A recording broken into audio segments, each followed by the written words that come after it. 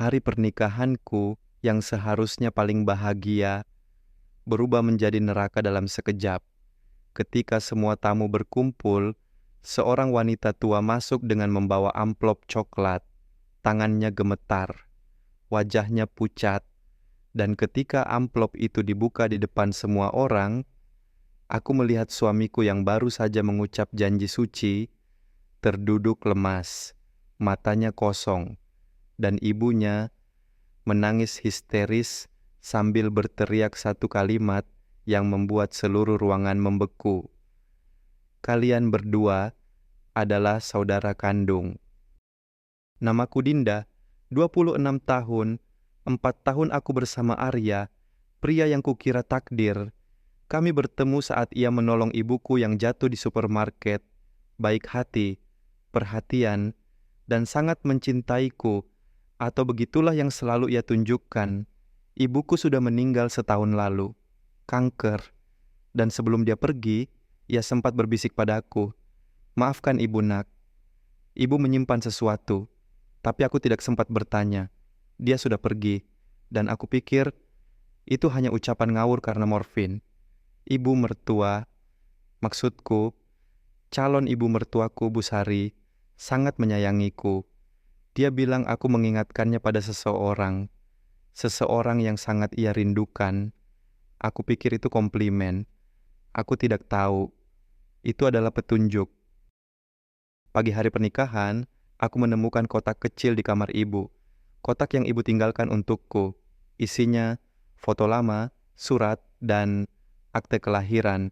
Tapi bukan akte kelahiranku yang biasa. Ini berbeda. Nama ibu, Sari Wulandari. Aku terdiam. Jantungku berhenti. Ibu Sari, nama lengkapnya Sari Wulandari. Tidak mungkin, bisikku. Ini pasti kebetulan.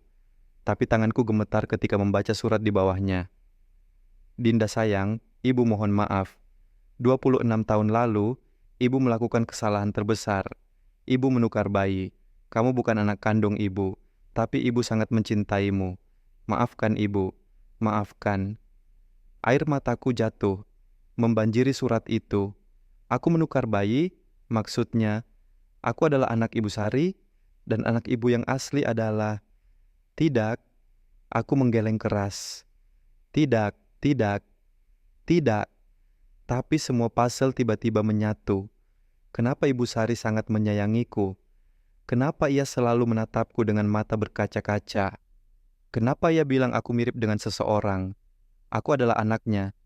Dan Arya adalah anak ibuku. Kami bersaudara kandung. Aku ingin membatalkan pernikahan. Aku ingin berteriak. Tapi bagaimana?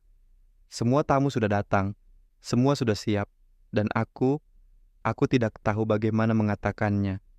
Mungkin aku salah, aku membohongi diriku sendiri.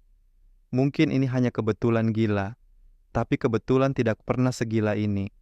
Upacara berlangsung, Arya mengucap janji, aku mengucap janji, tapi mulutku terasa kering, suaraku gemetar, dan mataku terus melirik ke arah Ibu Sari yang menangis. Apa dia tahu? Apa dia sudah menyadarinya?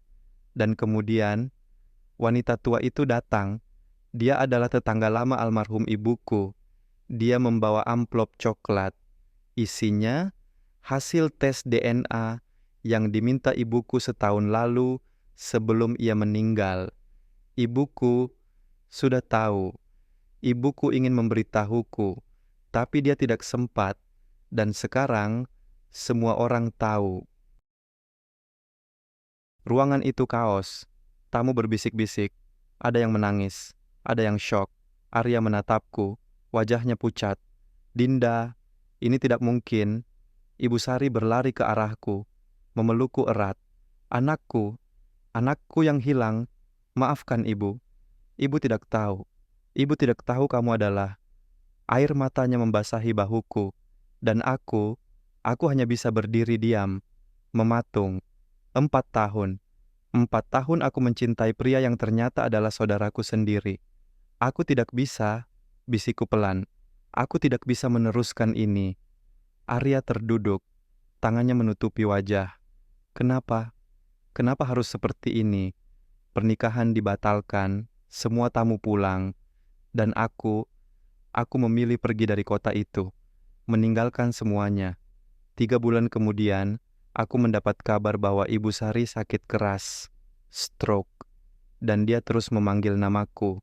Aku kembali. Ketika melihatnya terbaring lemah di rumah sakit, sesuatu di dadaku hancur. Ini ibuku, ibu kandungku, yang 26 tahun tidak bisa memelukku sebagai anaknya sendiri. Maafkan ibu, nak. Suaranya lemah. Aku meraih tangannya. Aku tidak marah, Bu. Aku hanya butuh waktu. Dia menangis lega. Tangannya meremas tanganku dengan sisa tenaga yang ada. Dan untuk pertama kalinya dalam hidupku, aku memanggil seseorang dengan sebutan yang selama ini kurindukan. Ibu. Arya datang di hari yang sama. Kami bertemu di koridor rumah sakit. Canggung. Sakit. Tapi ada sesuatu yang berubah di matanya. Dinda, katanya pelan. Aku sudah berpikir panjang. Kita tidak bisa bersama. Tapi kita masih bisa menjadi keluarga. Sebagai kakak adik. Seperti seharusnya dari dulu. Air mataku jatuh. Aku tidak tahu bagaimana caranya. Kita belajar jawabnya. Pelan-pelan. Tidak ada yang salah dengan apa yang kita rasakan dulu. Kita tidak tahu. Tapi sekarang, kita tahu. Dan kita harus move on. Aku mengangguk. Perlahan. 5 tahun kemudian, aku berdiri di sebuah taman. Di sampingku ada Ibu Sari yang sudah pulih. Wajahnya lebih cerah. Senyumnya lebih tulus. Di seberang kami, Arya sedang bermain dengan anak perempuan kecil berusia 3 tahun. Anaknya, keponakanku, Tante Dinda, teriak anak itu sambil berlari ke arahku. Aku memeluknya erat, mencium kepalanya yang berbau sampo bayi, dan hatiku hangat. Arya menikah 2 tahun lalu dengan wanita baik bernama Siska, dan aku masih sendiri, tapi aku tidak kesepian. Aku punya keluarga sekarang, keluarga yang utuh, meskipun dengan cara yang tidak pernah kubayangkan. Kamu bahagia, nak? Tanya Ibu Sari pelan, matanya berkaca-kaca. Aku menatap langit sore. Matahari terbenam dengan indah, warna jingga memenuhi cakrawala. Iya, Bu, jawabku jujur. Aku bahagia, dan aku tidak berbohong. Takdir memang kejam, mengambil cinta pertamaku dengan cara yang paling menyakitkan. Tapi takdir juga memberi aku sesuatu yang lebih berharga. Keluarga, ibu kandung yang sangat menyayangiku, kakak yang melindungiku, dan keponakan yang sangat kucintai. Kadang, kehilangan satu hal membuka jalan untuk mendapatkan banyak hal lain. Kadang, patah hati adalah cara Tuhan menyelamatkan kita dari sesuatu yang salah. Dan kadang, akhir yang menyakitkan adalah awal dari kebahagiaan yang sesungguhnya. Aku menatap Arya yang tersenyum ke arahku. Senyum seorang kakak, bukan senyum seorang kekasih. Dan aku tersenyum balik, karena aku sudah ikhlas, aku sudah damai. Dan untuk pertama kalinya, dalam 5 tahun terakhir, aku benar-benar merasa pulang